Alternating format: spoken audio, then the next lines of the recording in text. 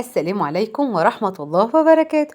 ازيكم يا حلوين؟ عاملين ايه؟ يا رب تكونوا بخير وصحة وسعادة وهنا يا رب العالمين. معانا وصفة حلوة قوي، بجد بتنفع في فطار، في عشاء، في اي وقت، مع كوباية شاي بلبن، مع كوباية شاي تجنن، بجد حلوة قوي. عملنا منها بعجوة وسادة، ودايما بحب اعملها في البيت، بيبقى فيه خير كده في البيت كل جمعة، كل اسبوع بتبقى موجودة لأي ظرف ايا كان، لان الحاجة بره بقت غالية جدا وما نعرفش احنا بناكل ولادنا ايه او بناكل ايه. يلا بينا نشوف عملناها ازاي، واعذروني لو في اي حاجة عشان انا ما كنتش يعني بقف في المطبخ، ولغاية دلوقتي ما بقفش، بس عشان رجلي يعني مكسورة وكده، فانا مش بعمل حاجة كتير يعني. فتصوير ممكن يكون في حاجة كده ولا كده، فسامحوني. يلا بينا نشوف عملنا ايه. جبت عندي كيلو دقيق وحطيته في البولة او الطبق بتاعي اللي هعجن فيه. انا كان يعني ده، انا هقول لكم مقدار كيلو، انا كان مقدار كيلو وربع مثلا.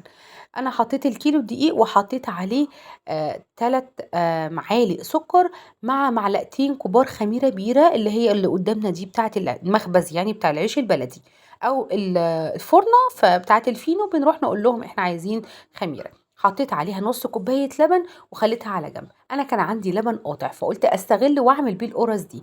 عملت دلوقتي، حطيت ايه بقى؟ حطيت معلقه بيكنج باودر، وحطيت كمان معلقتين سمسم.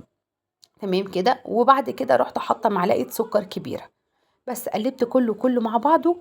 وبعد كده ضفت كوبايه زيت على سمنه. السمنه او الماده الدهنيه هنا مش مشكله ان هي تبقى كتير او قليله، بحيث ان هي تكون مظبوطه بس مع القرص، لان انا مش عايزاها تنزل سمنه، طبعا عايزاها تبقى مظبوطه وبس. وهقول لكم كمان على تركية عملتها بيها دلوقتي. حطيت كمان عليها الخميره بعد ما خلاص فارت شويه، رحت حطاها عليها بعد ما دعكت السمنه كده عادي في بعضيها، ان الدقيق حسيت ان فيه سمنه يعني. وبعد كده رحت حاطه بقيه اللبن القاطع عندي، اللي هو اللي كان رايب يعني. حطيته كله، يعني مقدار كده بتاع نص كيلو وزيادة شوية. وانتوا حطوا برضو يعني بالتدريج، مش كتير، علشان تبقى الدنيا معاكم مظبوطة. القرص دي ميزتها ان هي بتتحط عليها الحاجه كده، وبصوا بتلاقوا العجينه ما شاء الله تحفه. انا عايزاها طريه زي ما احنا شايفين. دي العجوه. قبل ما اعمل الحاجه واظبطها، انا حطيت حته زبده بلدي في العجينه، وهعملها فيها كده، هدخلها فيها، بتدي طعم حلو قوي قوي، اكن القرص كلها معموله بالسمنه البلدي. بجد بتفرق جدا في الطعم، وطعمها بيبقى تحفه. بصوا انا لميتها ما عجنتش، انا بقيت بغرز ايدي كده زي ما احنا شايفين، والعجينه اللهم بارك كانت طريه جدا زي الملبن خالص. بصوا انا بس بقى ايه، بلم الزبده، بشوف ان هي دخلت جوه كل العجينه بتاعتي، او جوه كل القرص يعني بتاعتي. بس بعد كده انا بخليها مثلا تهدى شويه كده بتاع ربع ساعه، وبعد كده ابتدي اقرص فيها. بس كده بصوا، كده خلاص وصلنا للقوام اللي انا عايزاه. واللهم بارك زي ما احنا شايفين برضو مش بتلزق. هنا بقى العجوه بتاعتي كنت بحضرها، حطيت عليها بقيه الزبده وكورتها كور كبيره زي ما احنا شايفين كده. بعد ما العجينه بتاعتي ارتاحت شويه، بقطعها بقى القرص دي على حسب الحجم بتاعكم انتوا. انا كنت بقطعها اللي هو الحجم، ولا كبير ولا صغير. الساده كنت بحطهم لوحدهم زي ما احنا شايفين، بيتحطوا كده وشويه يرتاحوا، وبعد كده ببطبطهم. يعني بعمل عليهم علشان يعني ينزلوا شويه. وبعد كده بجيب العجوه بتاعتي، ببطبط العجوايه وبحطها جوه القرص، وبعد كده بلمها زي ما احنا شايفين. طريقة سهلة جدا وسريعة. انا عارفة ان الطريقة سريعة جدا، ويعني اللي هي يعني بتسرع معايا، عشان هي دي كانت اللي قدامي ان انا اخلص بيها يعني الحاجة، علشان ما كنتش طبعا زي ما قلت لكم بقف وكده. فانا كنت بعملها وانا مش مالكة كمان قوي يعني، بس كان لازم اعمل عشان الولاد يكون في حاجه في البيت يفطروا منها، انا افطر منها، بابام يفطر منها.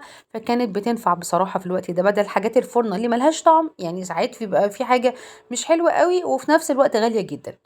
بس كده. بصوا انا برضو بوريكم كذا مره انا بعملها ازاي اللي بالعجوه. بحاول ان انا اقفل عليها كده، وبعد كده ابطبطها بايدي. ممكن احطها على ايدينا كمان زي دي كده اهو، وبرضه هتبقى مظبوطة. دي كانت حجمها أصغر شوية من الكبيرة اللي هنشوفها دلوقتي يعني. بصوا أهي. بس بخلص بقى الكمية بتاعتي كلها واحطها في الفرن ساخن، ويكون على درجة حرارة 200. بجد كانت حلوة قوي. عايزة اقول لكم ان انا ما حطيتش على وشها حاجة خالص. وشها ده هو كده. اللي انا ماسكاها دي كانت في الفرن الكهرباء، والتانية في الفرن اللي فيه النار، اللي هو العادي يعني بتاع البوتاجاز. بجد اللي هي دي السادة، بس كان طعمها ولونها كل حاجة فيها كانت جميلة، بجد بجد حلوة قوي قوي. وطعمها كان يجنن. جربوها بالطريقة دي السهلة وسريعة، ويعني عايزة اقول لكم ان البيت هيبقى مستور بجد. يعني ربنا ييسر الحال ويحسن ما بين ايديكم. ولو عجبتكم ما تنسونيش بلايك وسبسكرايب وتفعيل الجرس عشان يوصلكم كل جديد. باي باي.